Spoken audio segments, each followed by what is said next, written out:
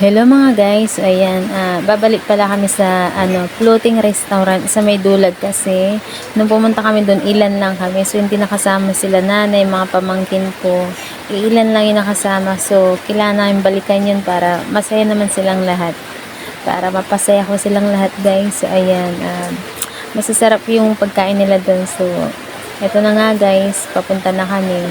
Ayan, ang sarap ng simoy ng hangin dito guys, sobra.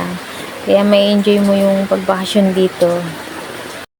A few moments later. So ito na nga guys, habang inaantay namin yung ibang order namin na pagkain, ayan, pinauna namin yung pansit para makakain muna sila nanay sa aking mga pamangking ko para hindi sila magutom habang nag-aantay ng order na pagkain. A few moments later.